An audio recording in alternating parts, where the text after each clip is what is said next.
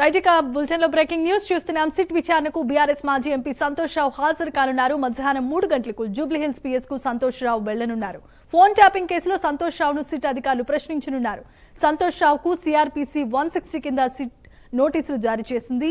ఇప్పటికే కేటీఆర్ హరీష్ రావును సిట్ విచారించిన సంగతి తెలిసిందే.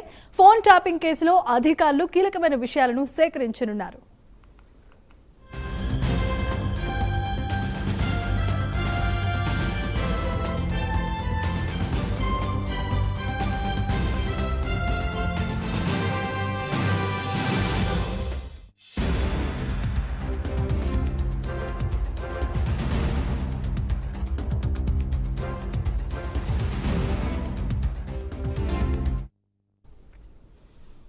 బ్రేకింగ్ న్యూస్ చూస్తున్నాం. సిట్ విచారణకు బీఆర్ఎస్ మాజీ ఎంపీ సంతోష్ రావు హాజరు కాబోతున్నారు. మధ్యాహ్నం 3 గంటలకు జూబ్లీహిల్స్ పిఎస్ కు సంతోష్ రావు వెళ్తారు. ఫోన్ ట్యాపింగ్ కేసుకి సంబంధించి సంతోష్ రావును సిట్ అధికారులు ప్రశ్నించనున్నారు. సంతోష్ రావుకు సిఆర్పిసి 160 కింద సిట్ నోటీసులు జారీ చేసింది. ఇప్పటికే కేటీఆర్ హరీష్ రావులను సిట్ విచారించింది. ఫోన్ ట్యాపింగ్ కేసులో అధికారులు కీలకమైన విషయాలను సేకరించనున్నారు. ఇదే అంశానికి సంబంధించి మరిన్ని అప్డేట్స్ మా కరెస్పాండెంట్ నాగేంద్ర లైవ్ ద్వారా అందిస్తారు. నాగేంద్ర, చెప్పండి.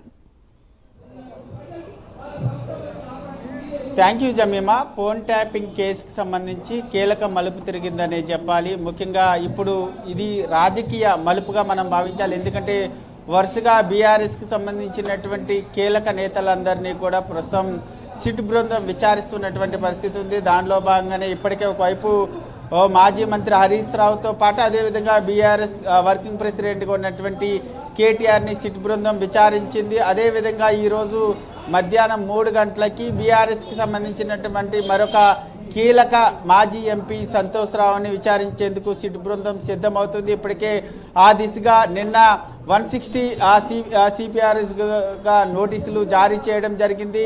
దానిలో భాగంగా ఈరోజు సంతోష్ రావుకు సంబంధించినటువంటి స్టేట్మెంట్ చాలా కీలకం కాబోతుందని చెప్పాలి. ఎందుకంటే ఈ ఫోన్ ట్యాపింగ్కి సంబంధించినటువంటి అంశంలో ఎవరి ఫోన్ ట్యాప్ చేయాలన్నా సరే సంతోష్ రావు ఆదేశాలు జారీ చేయాల్సిందేననేటటువంటి ఆ దిశగా ఇప్పటికే కీలకమైనటువంటి సమాచారాన్ని సిట్ బృందం సేకరించడం జరిగింది. ఎందుకంటే గతంలో విచారించినటువంటి అధికారులు రాధాకృష్ణన్ కానీ అదేవిధంగా ప్రణీత్రావు కానీ ఇతర కీలక అధికారులని సిట్టు విచారించినటువంటి సమయంలో వారి ల్యాప్టాప్లతో పాటు ఫోన్లు కూడా సీజ్ చేసినటువంటి సందర్భంగా వాటిలో చాలా కీలకమైనటువంటి సమాచారాన్ని సేకరించడం జరిగింది. దాంట్లో ప్రధానంగా సంతోష్ రావుకు సంబంధించినటువంటి కీలక సమాచారాన్ని అంతా కూడా వారు సేకరించారు. దానికి అనుగుణంగానే ఈరోజు సజ్జనార్ నేతృత్వంలో జరుగుతున్నటువంటి ఈ సిట్ విచారణకు సంబంధించి సంతోష్ రావుని ఏ విధమైనటువంటి ప్రశ్నలు అడగాలి, ఏ విధమైనటువంటి స్టేట్మెంట్ని